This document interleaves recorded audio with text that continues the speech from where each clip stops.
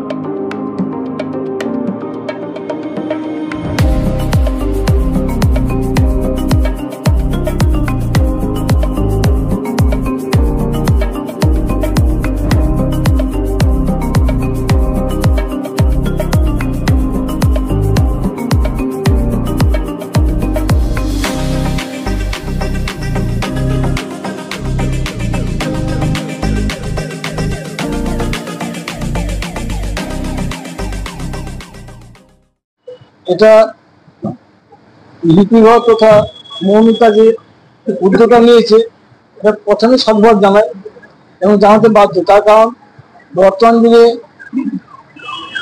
Soft copy ছাড়া তো চলবে না, আমরা আগে যাচ্ছি সফট কপির দিকে। অর্থাৎ এটা আগে বা পরে বেশিরভাগ মানুষকে আগে আসতেই হবে। তো ও যেভাবে আগিয়েছে এটা আমি মনে করি আমরা যারা এখনো পর্যন্ত পেয়ে উঠি না তাদের চেয়ে উনি অনেকটা এগিয়ে গেছে এবং এর জন্য ভবিষ্যতে সকল পাঠক-পাঠিকার কাছে অনেকটাই সুবিধা পাবে। আর আমার পরবর্তী বক্তা যে বললেন যে গ্রামীণ দিকটা দেখতে মফস্বল কিন্তু এখন যথেষ্ট সচেতন। আমি মনে করি পড়াশোনার দিক দিয়ে মফস্বল শহরের চেয়ে অনেক এগিয়ে আছে। শহরে ইংরেজি না কালচার এসে গেছে, শহরের লোক যা পড়ে তারা কিন্তু বেশিরভাগ টাকা ইনকামের জন্য পড়ে। আমার ব্যক্তিগত ধারণা, যদি ভুল হয় মাফ করবেন। কিন্তু মফস্বল যাওয়ার পরে তারা অন্তর দিয়ে পড়ে এবং সব বিষয়গুলো জানার আগ্রহ নিয়ে পড়ে এবং সেই জন্যই এখনো আমাদের বাংলার টিকে আছে এবং ভবিষ্যতে তারাই টিকে রাখবে, এটা আমার মনে হয়। দ্বিতীয় কথা হচ্ছে এখন এই সফট কপি যুগ, এটা প্রত্যেকের আগে আসার প্রয়োজন আছে। তার কারণ অনেক সময় যখন শক্ত জিনিস কেউ খেতে পারে না তাকে নরম জিনিস গুলে খাওয়াতে হয়। বর্তমান সমাজে পাঠকদেরকে এখন গুলে খাওয়ানোর সময় এসে গেছে।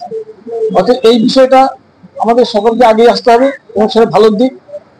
আশা রাখি ভবিষ্যতে সফট কপির সাথে হার্ড কপি এই দ্বন্দ্বটা না গিয়ে আমরা সবাই হার্ড কপি এবং সফট কপির পাশাপাশি আগাবো এবং ভবিষ্যতের দিকে চিন্তা করলে মনে হয় যে সফট কপির দিকটা একটা সারা বিশ্বব্যাপী বাণিজ্যিক দিকটাও সহযোগিতা করতে পারে, সেই দিক দিয়ে প্রকাশকরা লাভবান হবে। আমি আশা রাখি যে আমরা যেভাবে প্রকাশনা জগৎ আছি বা লেখকরা যে আসছেন, লেখকরাও কিন্তু এখন বেশিরভাগ ক্ষেত্রে সফট কপিতে আসছেন, হাতে লেখার ম্যানুস্ক্রিপ্ট বেশি পাওয়া যায় না। আর বেশিরভাগ ক্ষেত্রে তারা মোবাইলের মধ্যেই চলে এসছে। অর্থাৎ মোবাইলে যখন এসে গেছে তো আমাদের কোনো চিন্তা নেই, আমার তো অনেকটা এগিয়ে গেছে সেই সফট কপি ভুলে। তবে এখানে একটা দুশ্চিন্তা আছে, ভবিষ্যতে প্রকাশক থাকবে তো, এটা দুশ্চিন্তার কারণ। আশা রাখি তারা যেন সেই সহযোগিতা করে, আমাদের যেন টিকিয়ে রাখে। ধন্যবাদ, নমস্কার। আমি মাঝখানে একটু ব্রেক নিচ্ছি, একটা কথা বলতে চাই, সেটা হচ্ছে আমার লিপিঘরের যাত্রা শুরুর সময় থেকে আমি বহু মানুষকে পাশে পেয়েছি যারা লেখক, শিল্পী, প্রকাশক বা এইরকম সম্পর্কের বাইরে বেরিয়ে এসেও শুভাকাঙ্ক্ষী হিসাবে আমাদের পাশে থেকেছে। তাদের সহযোগিতারা নির্বিঘ্নকে বলুক বা আমি নিজের সম্পূর্ণ একটা অন্য চিন্তা থেকে লেখালেখি জগতে বলুক, এইভাবে নিজেদের কাজটা হয়তো এগিয়ে নিয়ে যেতে পারতাম না। সেরকম বেশ কিছু আজকে এখানে উপস্থিত আছেন। আমি চাইবো তাদেরকে একটু মঞ্চে ডেকে পরিবারের তরফ থেকে সামান্য সংবর্ধনা জানাতে। প্রথমে ডাক্তার বিদ্যুৎ চন্দ্র ঘোষ, যিনি প্রফেশনালি আছেন, আমি যে ফিল্ডে আছি সেখানে আমার থেকে অনেক অনেক বড় সিনিয়র সব দিক থেকেই, কিন্তু লেখালেখিকে ভালোবেসে পরিবারের একটি বিদ্যুৎটার সাথে আলাপ। বিদ্যুৎটাকে আমি লিপিঘরের তরফ থেকে একটু বরণ করে দিতে চাই।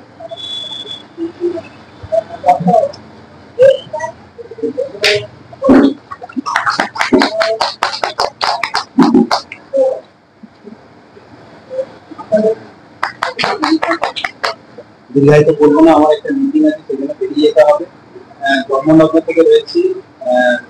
নীতিঘর মানে কিন্তু মমিতা, নীতিঘর মানে কিন্তু মমিতার পথ চলা, তার ক্রিয়েটিভিটি, তার সাহিত্যের সঙ্গে থাকা। সঙ্গে আমার আরেক বোন রয়েছে পল্লবী, তার প্রকাশের জন্য অনেক ধন্যবাদ। দুটো কথা বলবো আজকের টপিকে। একটা হচ্ছে বাংলা ভাষা নিয়ে কথা এসেছে, যে বাংলা ভাষা পরবর্তীকালে কোন দিকে যাবে। আমি এআই নিয়ে কাজ করি, মমিতা জানে, পল্লবী জানে, সবাই জানে।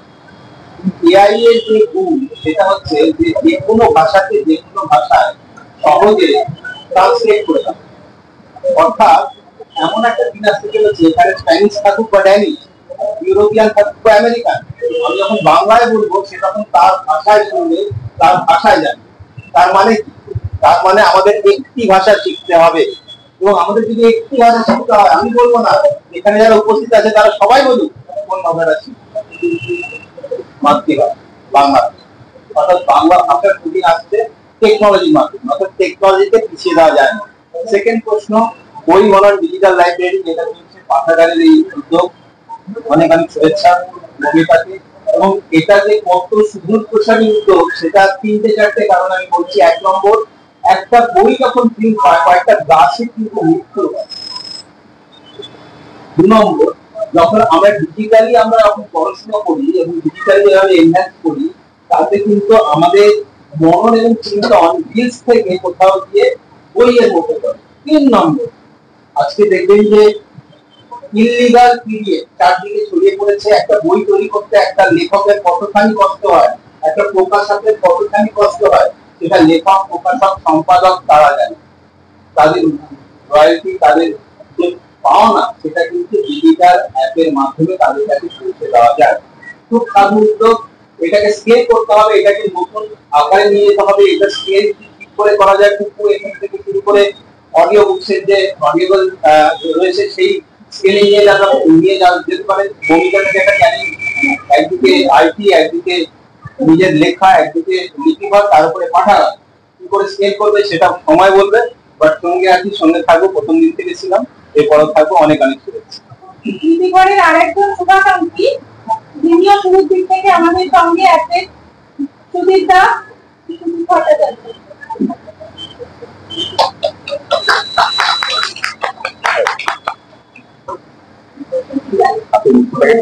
গতকাল আমার একটা আমাদের ঘরে বাড়ি কম্পিটিশন লিপিঘরের সঙ্গে একদম প্রথম থেকে আছে। আমাদের একটা শোরুম ওপেনিং হয়েছে, দেখলাম যত রোডের মোড়। তো যেহেতু আমি একজন অগ্রসর যাচ্ছি, আমি একটু সাজিয়েছি শোরুম। তো সেখানে একটা লাইন্স এর মতো করেছে, একটা রোলার পর্দা, অন্যরকম সবাই সেটা দারুণ অ্যাপ্রিসিয়েট করেছে। এবং শুধু সেটা নয়, সঙ্গে সঙ্গে আমার কয়েকজন খদ্দের আরম্ভ করে দিয়েছে, তারা সেটাকে করবে। কেউ বলছে আমার ফ্যামিলির ছবি তোলার করে পর্দায় লাগাবো, বাড়ির জানালায় লাগাবো, এরকম একটা দারুণ চলে যাবে, পর্দা চলে আসবে। তো অনেক রকম এক একজন এক এক রকম বলেছে, মানে কনসেপ্টটা মোটামুটি ভাবে ছড়িয়ে গেছে। আমি মমিতারটাও সেটা মনে হচ্ছে, মমিতার সঙ্গে কথা হচ্ছে, আমি বললাম তুই যদি সাকসেস হয় হবে, ডেফিনেটলি হবে, আমরা পরে আসি। মানে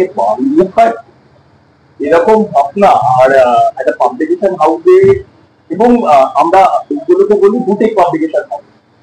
আমরা কখনো মমিতা লিপিঘর, আমাদের ঘরে বাড়ি করে প্রচুর কম্পিটিশন হাউস আছে, আমরা কখনো পলিটিক্সের সঙ্গে পাল্লা দিয়ে লড়াই করি না। আমরা নিজেদের মতো করে, এখন যেমন শাড়ির ক্ষেত্রে বুটিক তৈরি হয়েছে, পাবলিকেশন গুলো এখন সেই বাড়ি বাড়ির মতো পৌঁছে গেছে, আমরা ছোট করে সুন্দর করে সাজিয়ে। এবার আপনি বড় দোকানে যাবেন না বুটিকে আসবে সেটা আপনার কথা, কিন্তু আমাদেরকে খেলা যাবে, আমরা নিজেদের মতো করে পিছিয়ে কাজ করি। জয় আছে, জয়ের সবচেয়ে বড় কথা হচ্ছে আমরা একটা ফ্যামিলির মতো করে হঠাৎ আমাদের সাংঘাতিক করে, যেখানে এত বড় কম্পিটিশন। তো এই যে ফ্যামিলির মতো করে কাজ করা, এটা আমি জানি না কম্পিটিশন আউটে পলিসিতে প্রচুর ঝামেলা হয়, এটা হয় ওটা হয়, দেখি আমরা চাইলে দূরে থাকতে দূর থেকে দেখি। আর ওই যখন ঝামেলা গুলো হয় না, ইন্টারনেটটা অফ করে দিয়ে ঝামেলা গুলো করি, যদি কোথাও লাইট হয়ে যায় তাহলে মুশকিল, তখন উল্টো দিকে আবার রেখে যাচ্ছি। সবটাই খবর আছে কিন্তু আড়ালে থেকে রাখে। যাই হোক, মুভিটার এই চলাটা একদম এত ভালো একটা চলা, প্রচুর ইনভেস্টমেন্ট এটায়। আমি ওকে বলছিলাম যে এভাবে মানে একটা নতুন দিকে চলা এগিয়ে যা, আমরা দেখছি, লক্ষ্য রাখছি, তুই যখন সাকসেস পাবি আমরা রোল। আমি অনুরোধ করবো শুভম দাকে, শুভম চৌধুরী। তন্ময় বললো একটু আগে যে আপনারা যাকে চেনেন সংসার পেজের মাধ্যমে, যে কন্টেন্ট ক্রিয়েশনের মাধ্যমে এখন আমাদের ঘরে ঘরে বা বলা ভালো মোবাইলে মোবাইলে পৌঁছে যাচ্ছে। তো শুভম দাকে আজকে আমরা আমাদের মধ্যে পেয়েছি। শুভম দা বলতে ভালোবেসে এসেছেন, আমার সাথে খুব স্বল্প দিনের পরিচয়, আমার এক সিনিয়র দাদা ছিলেন। তো শুভম দাকে অনুরোধ করবো যদি কিছু বলেন পাঠাবার। মমিতা, তোমাকে অনেক ধন্যবাদ যে তুমি এখানে দেখেছো, কারণ আমরা তো ওই কন্টেন্ট ক্রিয়েট করি, তো সেটা পুরোটাই অনলাইনের ব্যাপার। তো অফলাইনে এরকম মানুষের সঙ্গে দেখা সাক্ষাৎ করা এবং সমস্ত সম্মানিত যারা আছেন এখানে তাদের দেখা পাওয়াটা একটা সৌভাগ্যের ব্যাপার। এবারে যেখানে দ্বন্দ্বটা নয় যে আমরা অফলাইন ভার্সেস অনলাইন, পাড়ার শুভর স্মৃতি পাঠাগার বনাম ডিজিটাল পাঠাগার, কারণ এই ধরনের আমাদের যে ছোটবেলাতে আমরা যে পাবলিক লাইব্রেরি বা ওই স্মৃতি লাইব্রেরি টাইপের যেগুলো দেখেছি সেগুলো আস্তে আস্তে বন্ধ হয়ে গেছে এই কারণেই, কারণ তারা সময়ের সঙ্গে সঙ্গে নিজেদেরকে যেটা ইংলিশে বলে আপগ্রেড করা বা উত্তীর্ণ হতে পারা, সেটা হতে পারে। আমি একটা উদাহরণ দিচ্ছি, তবে এখন আমরা বিভিন্ন ধরনের কাজ নিয়ে ব্যস্ত থাকি। আমাদের অফিসের কাজ আছে, যেমন মৌমিতাই যেমন আইটিতে আছে, তারপরে লিপিঘর নিয়ে কাজ করছে, ওর পরিবার আছে, সবকিছুতে সময় দিতে হয়। এবার ধরুন আপনি এর মধ্যে আপনি জ্ঞান অর্জন করবেন কেমন? আপনার হাতে সময় নেই, আপনি একটা বই পড়বেন এবং সেই বইটা পড়ে আপনি দুদিন পরে আপনি চরিত্রগুলোর নামও ভুলে গেলেন। হয়তো এই দুদিনে আপনার পুরোপুরি মনে ছিল, আপনি একাত্ম করে দিয়েছিলেন। মানে আমার সঙ্গে ধরুন আমি সেই সময় করেছিলাম যখন, তখন মানে কি অসাধারণ লেগেছে, কিন্তু এখন আমাকে জিজ্ঞেস করে নায়কের নাম কিছু আমাকে ভাবতে হবে কি করা হয়েছিল। কিন্তু তাহলে আমি তাহলে পড়লাম কেন? হ্যাঁ, বইটা খুব ভালোভাবে পড়েছি, কিন্তু তারপর আমার মনে। ধরুন আপনি এখন এই পুরো ব্যাপারটা ধরুন ডিজিটালাইজ হয়ে গেছে, তাহলে সেক্ষেত্রে আপনার ভুলার কোনো চান্স নেই। কারণ আপনি যদি ভুলেও যান, এখন যেগুলো নিয়ে কাজ হচ্ছে, যে এআই নিয়ে কথা হলে যে জেন এআই বা একটু টেকনিক্যাল টার্ম বললে প্রম্পট ইঞ্জিনিয়ারিং বলা হয়, সেখানে আপনার হাতে এমন একটা কি বলবো সুযোগ সুবিধা চলে আসে, যেখানে আপনি পার্টিকুলার ওই বইটা সম্বন্ধে আপনি কিছু টাইপ করেন, ধরুন মোবাইলে আপনি টাইপ করলেন যে নিখিলেশ এখন কোথায় আছে, নিখিলেশ এখন প্যারিসে আছে, নিখিলেশ এখন প্যারিসে একটা কফির দোকান খুলেছে, নিখিলেশের ব্যয় আয় হচ্ছে, নিখিলেশের নাতি নাতনিও বড় হয়ে গেছে, তারা কলকাতা আসতে চায় না, কারণ কলকাতায় কোনো শিল্প নেই, কথা বলতে হবে। তো তাহলে কি হচ্ছে যে পুরো ব্যাপারটা আপনাকে আর মনে রাখতে হচ্ছে না, যদি আপনি ভুলেও যান আপনি সঙ্গে সঙ্গে টাইপ করে সেগুলোকে পেয়ে যাচ্ছেন। তাহলে এই যে এর পেছনে যে কাজটা, সেটা আমাকে ডিজিটালি করতে হবে। তাহলে তার জন্য আমাকে একটা পুরো লাইব্রেরি ক্রিয়েট করতে হবে, যেখানে আমি যারা বাংলা ভাষা নিয়ে চর্চা করছেন, যারা এই বই নিয়ে চর্চা করছেন, তারা সবকিছু এই যে অফলাইন থেকে পুরো ব্যাপারটাকে নিয়ে যাবেন হচ্ছে অনলাইন ভাবে। সেখানে যখন যাবেন আপনি দেখবেন যে আপনার হাতের সামনে নলেজটা অনেক বেশি এসে গেছে, আপনাকে সবকিছু মাথায় রাখতে হচ্ছে না, কারণ এখন সব মানে এত বেশি আমরা পেয়ে গেছি যে আমরা এবার হারিয়ে ফেলছি। কাজে আমাদেরকে একটা সহজ কিছু দরকার, যেখানে আমরা চাইলেই মানে মুখস্থ করার দরকার নেই। মানে এখন যেমন হয়ে গেছে যে ধরুন আমি যে অফিসে কাজ করি, হয়তো a+b² ফর্মুলাও মনে রাখার দরকার লাগবে না, কারণ আমরা গুগল থেকে সেটা পেয়ে যাই।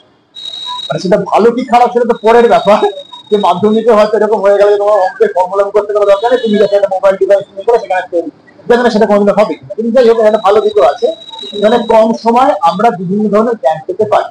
সেখানে ডিজিটাল লাইব্রেরি কিন্তু একটা বিপ্লব ঘটাতে চলেছে বলে আমার মনে হয়। এবং বাংলার ক্ষেত্রে এটা খুব দরকার, কারণ বিভিন্ন ভাষায় ইংলিশ বলুন, স্প্যানিশ বলুন, ফ্রেঞ্চ বলুন, প্রচুর কাজ হচ্ছে। বাংলা ভাষা অবশ্যই শুধুমাত্র কলকাতার সম্পত্তি নয়, এবং আমরা শহুরে মানুষেরা মাঝে মধ্যে একটু পুরুলিয়া বাঁকুড়ার বাংলা শুনে কিভাবে কথা বলছে এরকম করি। তো আমার মনে হয় যে বিভিন্ন বাংলা ভাষাটাকে নিয়ে চর্চা করা দরকার। তাহলে সেক্ষেত্রে ডিজিটাল মাধ্যমের একটা অবদান আছে, সেটা অস্বীকার করার উপায় নেই। এবং আমরা যদি না করতে পারি তাহলে কিন্তু ভাষা হারিয়ে যাবে। কাজে কোনো ছুট মার্গ নয়, আমাদের সকলেরই উচিত একটু পড়াশোনা করা, একটু এসব নিয়ে কাজ করা। তাহলে দেখবেন যে কিন্তু আমাদেরই ভালো হবে, আমাদেরই জ্ঞানটা আরো ভালো।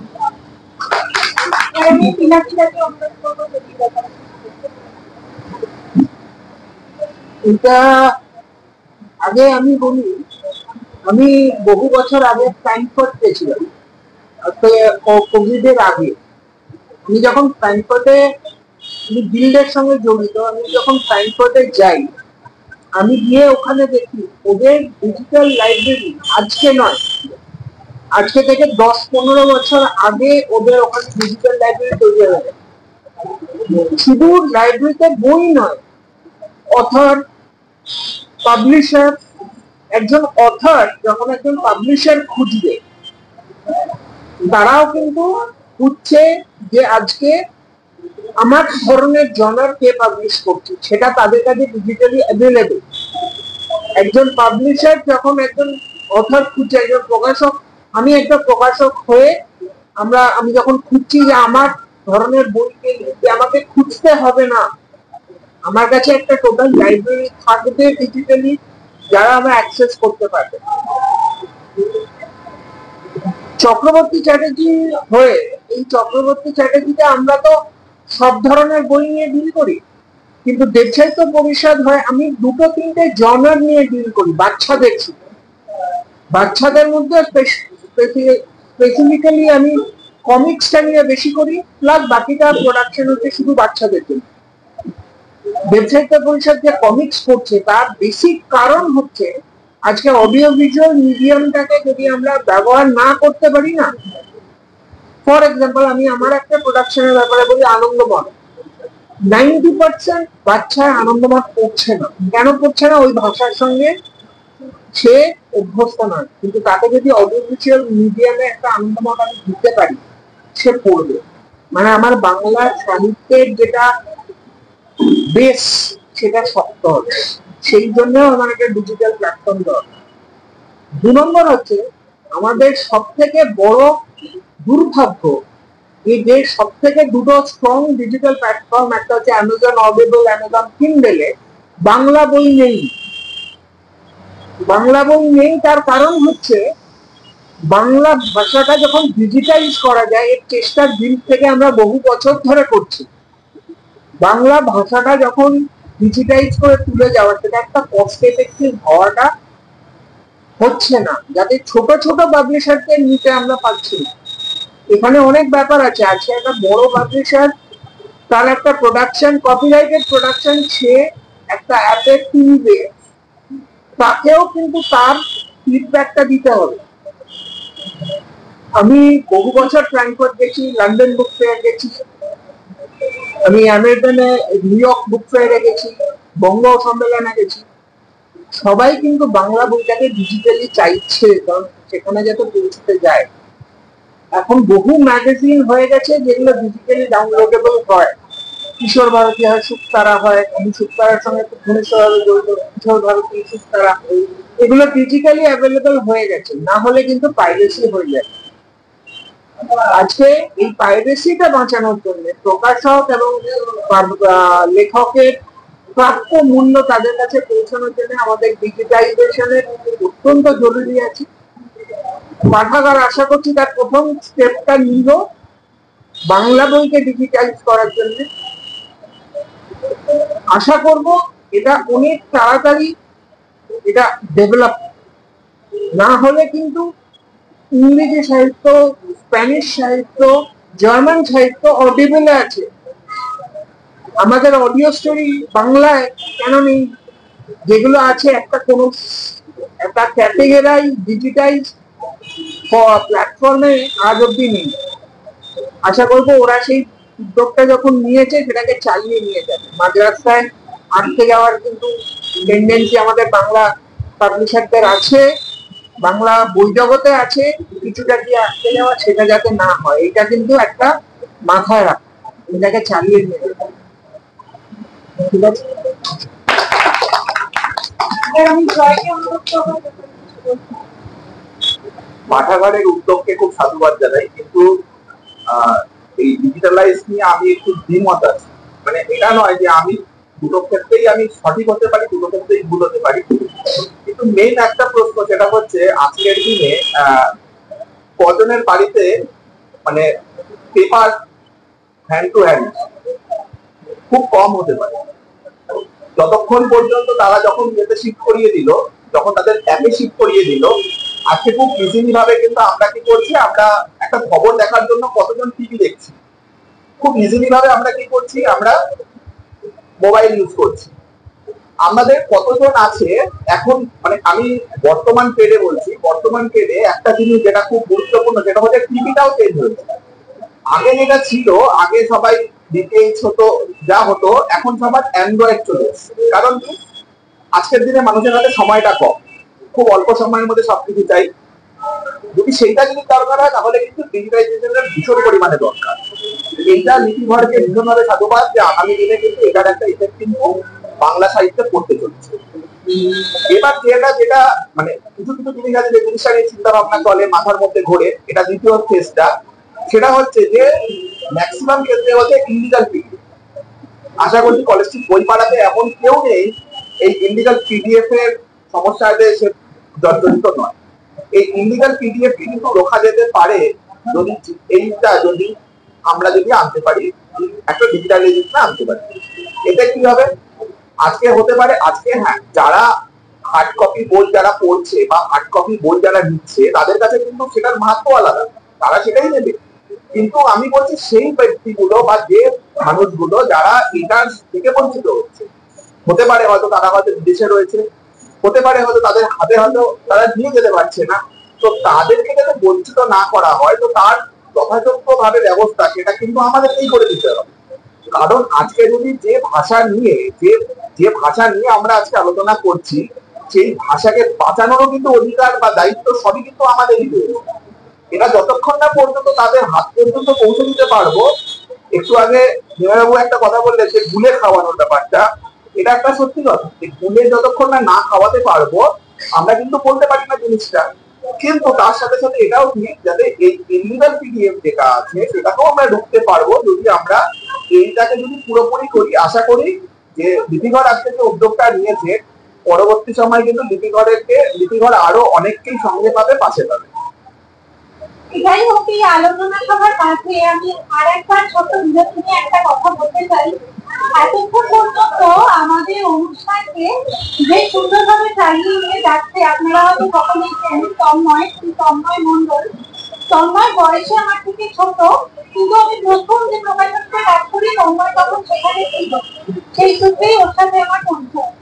এবং তারপর এখন আমার ছোট ভাইয়ের মতো। আপনারা অনেকেই যেটা হয়তো জানেন না সেটা হচ্ছে তন্ময়ের একটি বই এবারে যুব সাহিত্য একাডেমিতে নমিনেশন পেয়েছে। কিন্তু তা সত্ত্বেও তন্ময় এমনই একজন মানুষ যাকে যখনই আমি ডাকি যে কোনো দরকারে হ্যাঁ দিদি চলে যাবো, কোনোদিন আমি আসিনি। এবং তন্ময় এত গুণী একজন মানুষ হলেও পার্টির এত কাছাকাছি, আজকে যে আমার অনুষ্ঠান, এই ঘরোয়া অনুষ্ঠানটাকে সঞ্চালনা করার জন্য তন্ময়ের মতো একজন গুণী মানুষকে আমি আমাদের মধ্যে পেয়েছি, এটা আমাদের একটা বড় পাওনা। তাই আমি চাইবো তন্ময়কে লিপিঘরের তরফ থেকে একটা ছোট্ট সম্মান।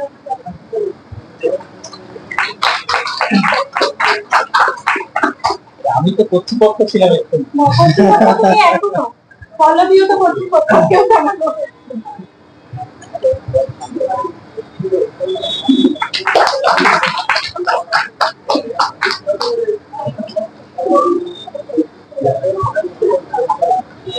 বিশিষ্ট সম্পাদক অভিষেক গুপ্তকে আমরা এখন মঞ্চে ডেকে নেব, তাকে লিপিঘরের পক্ষ থেকে সংবর্ধিত করা হবে।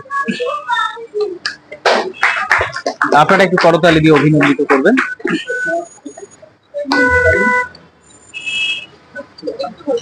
গতবারের মতো এই তার থেকে অপ্রত্যাশিত।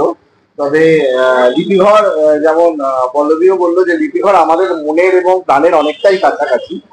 লিপিঘর তো শুধুমাত্র একটা পাবলিকেশন নয়, এক্ষেত্রে আমরাও তাদের সঙ্গে অঙ্গাঙ্গিভাবে জড়িত। তো সেইভাবে আমাদের অক্ষরের রূপকথা গ্রুপের পক্ষ থেকে যে আমরা পুজো এবং বইমেলার সংখ্যা দুটো বের করি, বইমেলার সংখ্যাটা গত 2 বছর ধরে মৌমিতা এবং লিপিঘর পাবলিকেশন আমাদেরকে সেই সুযোগটা দিয়েছে এবং আমরা আরো বেশি পাঠকদের কাছে পৌঁছাতে পারছি। আমরা প্রত্যেকেই নানা রকম অন্যান্য পেশার সঙ্গে যুক্ত, কিন্তু বইটা তো আমাদের একটা ভালোবাসা এবং অনেকটা প্রাণের জায়গা। তো সেই জায়গা থেকেই আর কি কাজগুলো করা। তো অক্ষরের রূপকথাকে আমরা যে জড়িত, তার জন্য অবশ্যই পল্লবী আমাকে এখানে নিজেকে হাতে ধরে নিয়ে এসছে এবং আজকে আমি অনেকটা সম্পাদনার কাজ করছি। অঙ্কুরি কাজটা অনেকটাই কিন্তু শেষের দিকে যখন আর কি শেষ মুহূর্তে অনেকটা কাজ করে যাতে শেষ করা যায় সেই জায়গাটাই আমি জড়িত থাকি।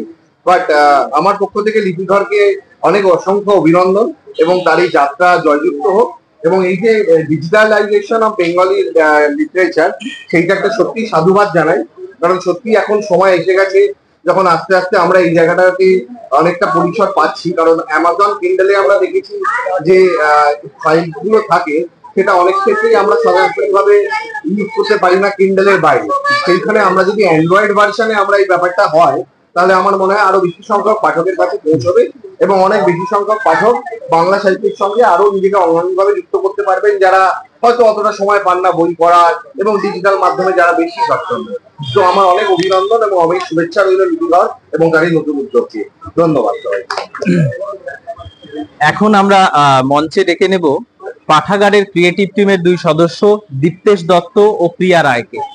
তাদেরকে প্রথমে আমরা সংবর্ধিত করব। এরপর আমাদের মৌমিতাদি মানে মৌমিতা ঘোষের একটি কিশোর গোয়েন্দা চরিত্র জ্যোতিষ্কর থিম মিউজিক আমরা লঞ্চ করব।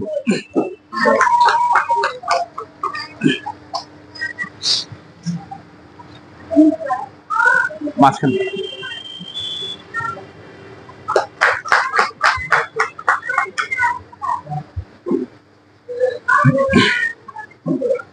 আচ্ছা, এই প্রসঙ্গে আমি একটা কথা বলি, সেটা হচ্ছে দীপ্তেশ আর প্রিয়া দুজনেই আমার থেকে অনেকটা ছোট, একটা কাছের।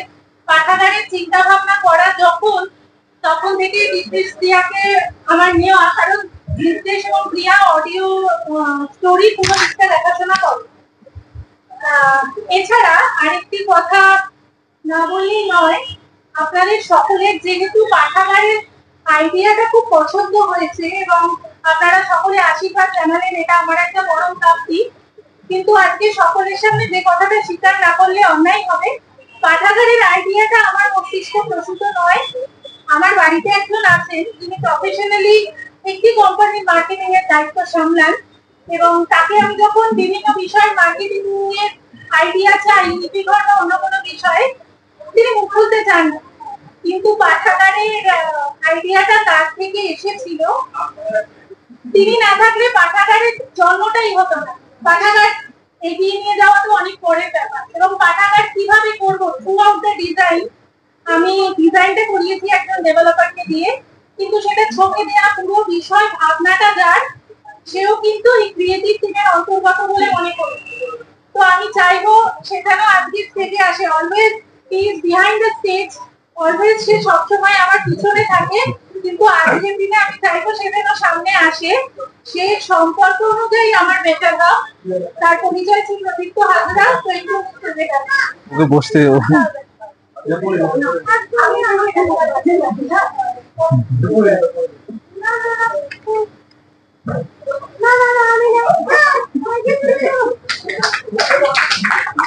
আরেকটু সামনে গিয়ে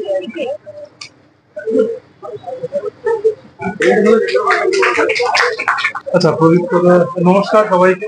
এখানে সবাই রয়েছেন, সবাই আমার সিনিয়র জুনিয়রও আছেন যদি, তবু আমার যেটুকু অভিজ্ঞতা, আমি পেশায় আইটিতে কাজ করছি এবং লেখালেখিটা আমি মূলত গান লিখি শুরু করি, কিন্তু গান আমি কখনো শিখিনি, প্রফেশনালি কখনো শিখিনি।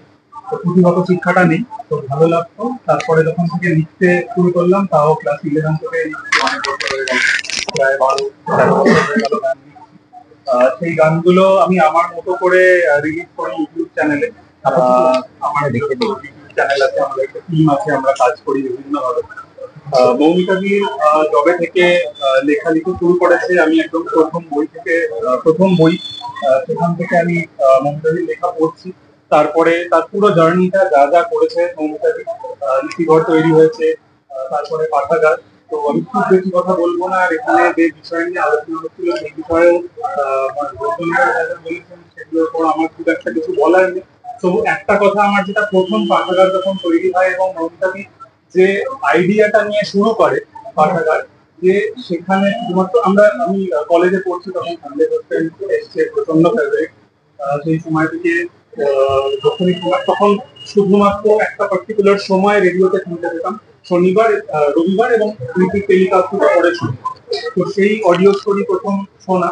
তারপর থেকে আজকে যদি আমরা দেখি, প্রচুর অডিও স্টোরি চ্যানেল ইউটিউবে রয়েছে, অ্যাপ রয়েছে, বিভিন্ন ভাবে সবাই চেষ্টা করছেন, কিন্তু মৌমিতাদির আইডিয়াটা কোথায় আলাদা, যেটা আমার মনে হয়েছে সেটা হচ্ছে মৌমিতাদি শুধুমাত্র যারা প্রতিষ্ঠিত লেখক বা যাদের গল্প অলরেডি ফেমাস, বিখ্যাত, তাদের গল্প নিয়ে শুধু কাজ করবে না।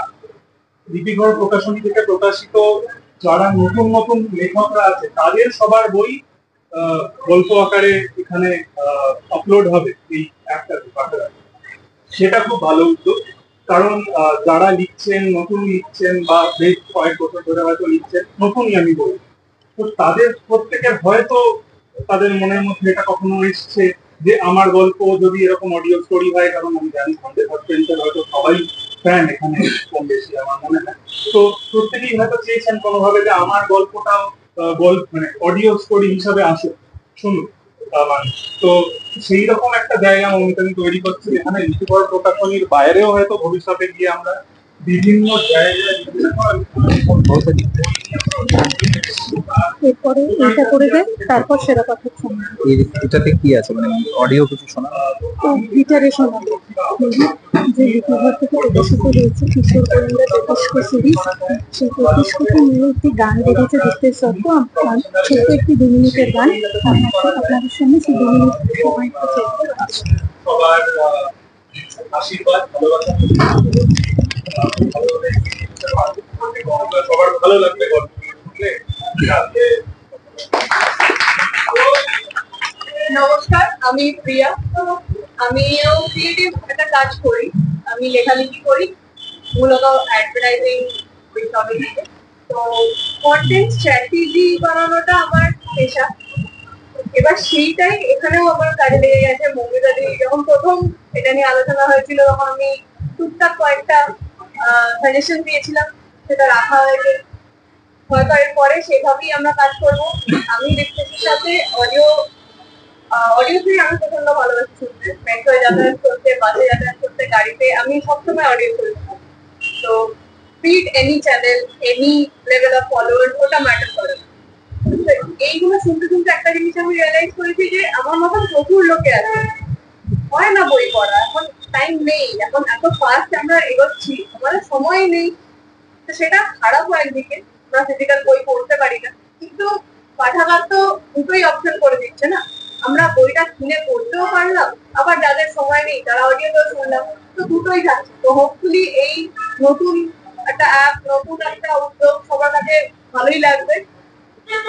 এখন জাস্ট আমরা শুরু করছি, জানি না এটা কিরকম ভাবে রেসপন্স পাবো, এখন আমরা সেরকম কিছু একটা পাইনি, জাস্ট একদম তো স্টার্টিং এ আছি। তো let's hope for the best. Thank you সবাইকে। প্লিজ যারা এখানে আছেন সবাই একটা ডাউনলোড করবেন আর কি পারলে। আর আমাদের যে কয়টা স্টোরি আছে যদি আপনারা শুনে জানান কেমন লাগছে, কিরকম আছে, তাহলে আমরা সেই অনুযায়ী আরো আমরা কাজ করবো। Thank you so much.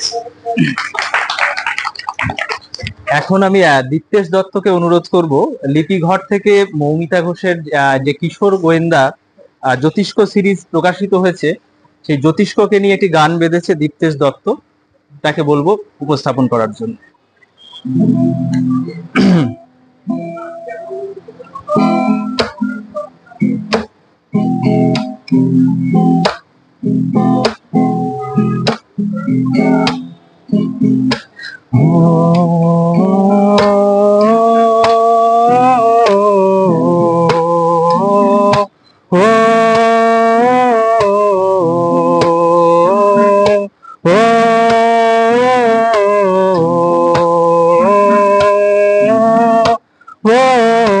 একটা ছেলে খামখেয়ালে একটা ছেলে খামখেয়ালে বয়সে ছোট এখন বুদ্ধিদীপ্ত চোখে তার এড়ায় না কোনো কারণ একটা ছেলে খামখেয়ালে বয়সে ছোট এখন বুদ্ধিদীপ্ত চোখে তার এড়ায় না কোনো কারণ বন্ধু আছে সঙ্গে তার সব সময় যা ঘটে বন্ধু আছে সঙ্গে তার সব সময় যা ঘটে দুষ্টু লোক ধরা পড়ে যায় ওদেরই দাপটে দুষ্টু লোক ধরা পড়ে যায় ওদেরই দাপটে সাবধান একটা কথা ঠিক জেনে রেখো জ্যোতিষ্ক এসে গেছে জ্যোতিষ্ক রাজার বেশে জ্যোতিষ্ক শাস্তি দেবে জ্যোতিষ্ক ও জ্যোতিষ্ক এসে গেছে জ্যোতিষ্ক রাজার বেশে জ্যোতিষ্ক শাস্তি দেবে জ্যোতিষ্ক ও থ্যাংক ইউ।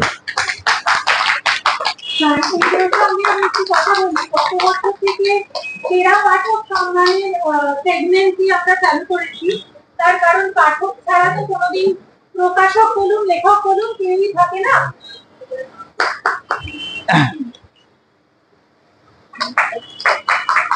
সন্ধ্যাদি শুধু পাঠক নয়, সন্ধ্যাদি দিদির মতো আমার এবং পল্লবী দুজনেরই। সন্ধ্যাদি আজ আমরা যত বছর লিখছি তত বছর আছেন আমাদের সাথে, এবং যতবার দেখা হয় বছরে ততবার দুহাত ধরে শুধু দিয়েই যায়। তো বিনিময়ে আমরা সন্ধ্যাদিকে ওনার জন্য বাসব প্রামাণিক ও মধুমিতা প্রামাণিক দুটো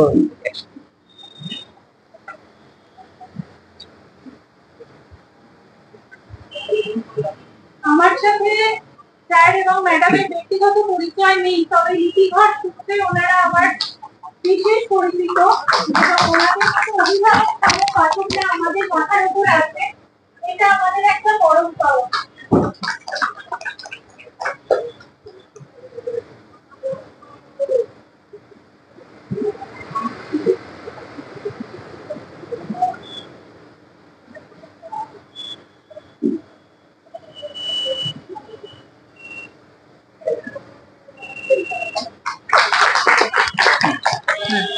নমস্কার, আমি শুভম চৌধুরী।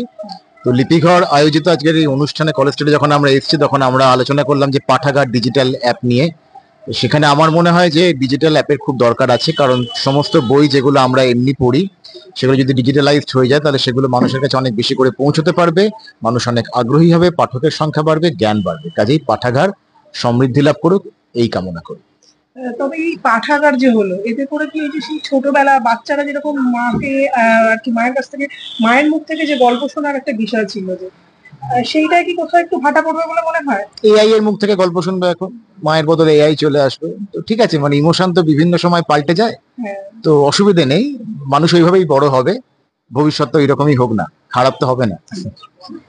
পাঠাগার এই মুহূর্তে পৃথিবীর সবচেয়ে সর্ববৃহৎ পাঠাগার আছে মিশরে আলেকজান্দ্রিয়াতে, যেটা আলেকজান্ডার আমাদের এখানে অভিযানের পরবর্তী সময়ে ফিরে যাওয়ার সময় তার গুরুদেব অ্যারিস্টটলের জন্য তৈরি করেছিলেন। সেটা পরবর্তী সময় অন্যান্য মিশরের রাজারা সেটাকে আরো সমৃদ্ধ করেছে, এখন পৃথিবীর সবচেয়ে বৃহত্তম। ওখানে পাশাপাশি দুটো মিডিয়া নিয়েই চালু আছে, দুটো মিডিয়াই ওখানে প্রচলিত। তবে এখন পর্যন্ত দুটো মিডিয়ার মধ্যে সবচেয়ে বেশি আকর্ষণ হচ্ছে আমাদের এই হার্ড বইয়ের উপরই। এমনি কাগজের বইয়ের উপরই সবচেয়ে বেশি চাহিদা আছে, তা সত্ত্বেও ডিজিটাল শুরু হয়েছে এবং আমাদের এখানেও তাই অনেকটাই হয়ে গেছে। ডিজিটাল বই যেটা ই বুকস বলা হচ্ছে সেটা তো চালু হয়েছে, কিন্তু এখন অবধি টান সেই কাগজের বইয়ের প্রতি, এবং এটা মেমোরিকে সবচেয়ে বেশি ধরে রাখতে পারে। যান্ত্রিক যে মেমোরি ধরে রাখার পদ্ধতি ডিজিটাল বা ইত্যাদি, এটা অনেক সময় মানে এবলিশ হয়ে যায়, অনেক সময় মুছে যায়। আচ্ছা, এই যে বই কিন্তু পড়ার বই- কনসেপ্টটা হ্যাঁ। ইয়াং জেনারেশনের থেকে প্রায় অনেকটাই চলে গেছে। এই যে না, এটা digital, এখনই ঠিক এটা- বলার সময় আসেনি যে সবটাই চলে না, গেছে। সবটাই নয়, কিছু ভাগ মফস্বলে থাকলেও আমি বেশ এখনো অনেকখানি দেখছি, রয়েছে। মফস্বলে এখনো দেখছি যে ছোট ছোট ছেলে মেয়েরা বই পড়ে, এখনো পড়ে। ছোট ছোট ছেলে মেয়েদের হাতে তো আর মোবাইল যায়নি এখনো, পরে ওরা এখনো পড়ে ঠাকুরমার ঝুলি বা ওই সমস্ত এই ছোটদের বইগুলো। ছোটদের মধ্যে অতটা প্রভাব ফেলেনি, বড়দের মধ্যে যতটা প্রভাব ফেলেছে আমাদের ইলেকট্রনিক্স মিডিয়া অতটা ফেলেনি। ফলে তবু ডিজিটাল তো আমাদের ভবিষ্যৎ, এটা তো একেবারে একটা অগ্রগতির একটা অন্য সোপান আর কি। ইলেকট্রনিক্স মিডিয়াকে তো ব্যবহার করতে হবে, বিজ্ঞানের একটা আবিষ্কার। সুতরাং তবে এই দুটোর মধ্যে বিরোধ এখন অবধি নেই, দুটোই চালু, বরং এটা কম প্রচলিত, সেটা ডিজিটালটা আরো বেশি করে প্রচলিত হোক এবং এটা ভবিষ্যতে আরো বেশি প্রভাব ফেলবে। ডিজিটাল পাঠাগার দরকার, সেক্ষেত্রে কতটা এই যে আগেকার দিনে যে মানুষ এই পাঠাগারে এসে বই পড়বার যে প্রবণতা, এটা কতটা হারিয়ে ফেলবে বলে মনে হচ্ছে? না দেখুন, আমি তার আগে বলে নিই, নমস্কার, আমি জয় সাহা, বসাক বুক স্টোর থেকে আমি এসেছি। দেখুন, একটা জিনিস আছে, সেটা হচ্ছে যে সহাবস্থান। মানে মেন ব্যাপারটা হচ্ছে যে আমরা কিন্তু বলছি না যে একটার বিরুদ্ধে আরেকজনকে দাঁড় করাচ্ছি না। আমাদের কাছে দুটো প্ল্যাটফর্ম যদি থাকে, আমাদের অসুবিধা কি আছে? আমরা যে জিনিসটা আমরা বলছি যে আজকে হার্ড কপি যেরকম আমাদেরকে এগিয়ে নিয়ে গেছে, বা আগামী দিনে আমরা তো এটা ভাবছি না যে আমরা হার্ড কপিকে ফেলে রেখে দিয়ে আমরা যারা শুধু সফট কপি বা ডিজিটাল মাধ্যমের ওপরে যাব। আমরা বলছি যে মডার্ন যে টাইমটা আছে, যে সময়টা আমরা প্রতিনিয়ত আমরা ওপর দিকে উঠে চলেছি, প্রতিনিয়ত আমরা টেকনোলজি উন্নত হয়ে চলেছি। তো সেখানে আমার মনে হয় টেকনোলজির যে জিনিসগুলো বাকি সাহিত্য চর্চায় বাকি ভাষারা যে বেনিফিটটা পায়, সেখানে বাংলা কেন বেনিফিট পাবে না? তো সেই জায়গা থেকে দাঁড়িয়ে আমার মনে হয় দুটো যদি পাশাপাশি যদি সহাবস্থান ভাবে চলে, হ্যাঁ, এইখানে একটা ব্যাপার আছে, যেটা মানে কেউ যেন কারোর যেন প্রতিবন্ধকতা না সৃষ্টি করে, এটা একটা সবচেয়ে বড় ব্যাপার। কিন্তু যদি পাশাপাশি যদি চলতে পারে, আমার মনে হয় আগামী দিনে একটা ছোট বাচ্চা, তাকে চয়েস দেওয়া হোক না সে কোনটা কি পড়তে চাইছে। কারণ আমার আলটিমেটলি দিনের শেষে কিন্তু বাচ্চাটাকে বাংলা ভাষা পড়াবো, সে জানতে পারবে। কিন্তু যদি এই জায়গাটা থেকে যদি আজকে যদি আমরা প্রথম থেকেই যদি তাদেরকে বলি, আজকে এটা তো সত্যি কথা যে আমরা হার্ড কপি সবার অবধি পৌঁছতে পারি না, হার্ড কপি সব অবধি যায়ও না। বহু ক্ষেত্রেই হয়েছে যে আমরা যখন কোনো স্টোরি বলি বা কিছু বলি, আমরা কি করছি, বাচ্চাদেরকে বা কাউকে বলছি যে আমরা অমুক জায়গায় পড়েছিলাম, আমাদের কাছে হয়তো ওই সময়টা হার্ড কপিটা নেই, আমরা বলতে পারছি না, বা শুধু বলছি আমরা ওই সময়, তখন তারা আমাদের মুখ থেকে যে শুনে যে জিনিসটা বিশ্বাস করবে, একটা সফট কপিতে যদি আমার কাছে থাকে, আমি সেটা যদি তাকে দেখিয়ে দিতে পারি, আমার মনে হয় সে অনেক বেশি সেটা তার কাছে গ্রহণযোগ্যতা থাকবে। সে ভাববে যে না, আমি তো এটা দেখলাম, নিজের চোখে দেখলাম। তো এইটাই হচ্ছে ব্যাপার, যে এটা হচ্ছে যে ইউজ করা, যে কিভাবে আমরা আবারও বলছি যে ভালো কাজে ইউজ করতে গেলে সমস্ত টেকনোলজিকে ইউজ করতে হবে। সেক্ষেত্রে পাঠাগার যে উদ্যোগ নিয়েছে, আমার মনে হয় আগামী দিনে বাংলা সাহিত্যের ক্ষেত্রে অবশ্যই অগ্রগতি হবে, আর এটাই আমরা আশা রাখবো। আচ্ছা, আজ যে বইটা নিয়ে আর কি সকলের সামনে আপনি তুলে ধরছেন, রক্তের দাগ, আমরা পেয়ে গেছি পল্লবী সেনগুপ্ত মহাশয়াকে। রক্তের দাগের বিষয়বস্তুটা যদি বলেন। ধন্যবাদ। রক্তের দাগ বইটি অ্যাকচুয়ালি আমার 27তম বই, আর এই বইটি হচ্ছে 11টি গল্পের সংকলন, এবং প্রত্যেকটি গল্পই হচ্ছে ভয়ের গল্প, মানে ভৌতিক গল্প বা ভূতের গল্প কিন্তু নয়, ভয়ের গল্প। ভয় মানে তো শুধুমাত্রই সেই চিরাচরিত ভূত বা একেবারে সেই শাকচুন্নির পা দোলানো, বা একেবারে একটা ঘরের মধ্যে বন্দি থাকা একটা মৃত আত্মা, এরকম নয়। ভয়ের অনেক রকম ফের থাকে। তো সেই জন্য আমি এই বইয়ের 11টি গল্প নিঃসন্দেহে প্রত্যেকটাই আশা করছি পাঠকের ভয়ের উদ্রেক করবে, এবং প্রত্যেকটা গল্পকেই আমি বিভৎস রসে সাজাবার চেষ্টা করেছি আপ্রাণ। কিন্তু ভূতের গল্প নয়, ভয়ের গল্প। কেন বলছি সেটা জানতে গেলে পাঠককে পড়তে হবে রক্তের দাগ। একদম কোথায় কোথায় পাওয়া যাবে যদি একটু? বইটি পাওয়া যাবে কলেজ স্ট্রিটে সর্বত্র। মূলত এই বইয়ের distributor Basak book store, Basak book স্টোরে পাওয়া যাবে। এছাড়াও কলেজ স্ট্রিটের বিভিন্ন দোকানে পাওয়া যাবে, দে বুক স্টোর, আদি দে বুক স্টোর, দেজ ইত্যাদি নানা জায়গায় পাওয়া যাবে। আর এছাড়া অনলাইন মাধ্যমে তো পাওয়াই যাবে। লিপিঘর পাবলিশার্স থেকে এই বইটি প্রকাশিত হয়েছে, লিপিঘরের নিজস্ব ডিস্ট্রিবিউশন সিস্টেম আছে, লিপিঘরের কাছ থেকে তো পাওয়াই যাবে। এছাড়া অ্যামাজনে পাওয়া যাবে এবং আরো নানা অনলাইন স্টোরেও অ্যাভেলেবেল থাকবে। লিপি ঘর প্রত্যেকের ঘরে ঘরে রয়েছে বা প্রত্যেকের মোবাইল ঘরে রয়েছে, সেক্ষেত্রে বলা যায় একদম সকলের মনের মণিকোঠায় গেছে লিপি ঘর। এবার আমি একটা এই জিনিস জানতে চাই যে এই যে ভবিষ্যৎ প্রজন্ম যারা, তারা লিপি ঘরকে কতটা আপন করে নেবে? হ্যাঁ, ব্যাপারটা হচ্ছে বাংলা বইয়ের, বাংলা সাহিত্যের ক্ষেত্রে সময়টা তো খুব একটা সুদিন নয়, কেননা এখন আমাদের ভবিষ্যৎ প্রজন্ম যারা, তারা ইংরেজি মাধ্যম স্কুলে পড়ছে এবং তারা খুব সহজ ভাষায় বলতে গেলে ইংরেজি মাধ্যমেই তাদের বিনোদনের সময় গল্পের বই পড়তে তারা কমফোর্টেবল হচ্ছে। সেখানে আমরা লিপিঘরে, আমি যেহেতু নিজেকে খুব একটা পুরনো প্রজন্ম ভাবি না, এই প্রজন্মের একজন হিসাবে আমি ভেবেছিলাম লিপিঘরের মাধ্যমে এমন কিছু বই মানুষের কাছে নিয়ে আসতে যেটা তাদের মনকে ছুতে পারে, সেটা বাচ্চাদের হোক বা বড়দের হোক। সেই ভাবনা থেকেই বিভিন্ন জড়ের ওপর লিপিঘরে বই এনেছি। এবং তাছাড়াও এখন আরেকটি নতুন উদ্যোগ আমরা শুরু করেছি লিপিঘরের তরফ থেকে। আপনারা দেখলেন আজকে পাঠাগার ডিজিটাল লাইব্রেরি একটি, অর্থাৎ যারা বইটা ক্যারি করতে পারছেন না যাতায়াতের সময় বা বিভিন্ন সময়, তারা যাতে মোবাইলের মাধ্যমে বাংলা সাহিত্যের সেই রস থেকে বঞ্চিত না হন, সেই চিন্তা ভাবনা থেকেই পাঠাগারকে সামনে আনা। পাঠাগার থাকবে সমস্ত মোবাইল অ্যাপে, সকলের মোবাইলে। আপনারা পাঠাগার অ্যাপটা ডাউনলোড করলে সেখানে ইবুক যেমন পাবেন তেমনি পাবেন অডিও স্টোরি। আর অডিও স্টোরিটা কিন্তু ড্রামাটাইজড ভাবে, মানে আমরা যেভাবে এতদিন দেখে এসেছি বিভিন্ন পরিচিত চ্যানেলে, সেইভাবেই প্রফেশনাল টিম দিয়ে আমরা করছি। তো আমার বিশ্বাস এই নতুন উদ্যোগগুলো থাকলে খুব একটা কঠিন হবে না ভবিষ্যৎ প্রজন্মের কাছে পৌঁছানো।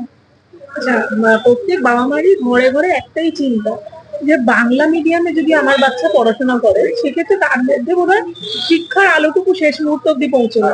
দেখুন, ভাষাটা না একটা মাধ্যম তো বটেই, কিন্তু আমার মনে হয় আজকে আমরা যে যুগে দাঁড়িয়ে রয়েছি, যেখানে এআই সকলের হাতের এত ওই মুঠোবন্দি, সেখানে কিন্তু ভাষা এত বড় বাধা হয়ে দাঁড়ায় না। আমি নিজে একটা কথা বলছি, আমি প্রফেশনালি আইটিতে আছি, সেখানে আমাদের বিভিন্ন এমন অনেক ক্লায়েন্টের সাথে ডিল করতে হয় যারা ইংরেজি বোঝেন না, যারা হয়তো ফ্রেঞ্চ বা জার্মান ভাষায় কথা বলেন, সেটা কিন্তু খুব সহজভাবেই আমরা ইংলিশে কনভার্ট করে নিতে পারি। এবং এখন এআই এর মাধ্যমে মানে ট্রান্সলেটের ভীষণ ইজিলি অ্যাভেলেবেল। তো আমাদের কিছু বছর আগে অব্দি একটা ট্রেন্ড এরকম এসেছিল যে ইংরেজি মাধ্যমে না পড়লে বুঝি কিছুই হবে না, কিন্তু আমি ব্যক্তিগতভাবে নিজে মনে করি ইংরেজি কাজের ভাষা অবশ্যই, সকল ভাষার প্রতি সম্মান রেখেই বলছি।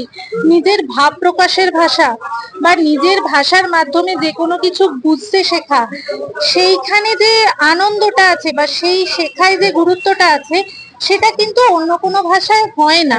আমার নিজের একটি 7 বছরের ছেলে আছে, তাকেও আমি ঘটনাচক্রে ইংরেজি মাধ্যম স্কুলেই ভর্তি করেছি, কিন্তু সে কিছু গোনার সময় বা পড়ার সময় 1 2 বলে না, 1 2 বলে।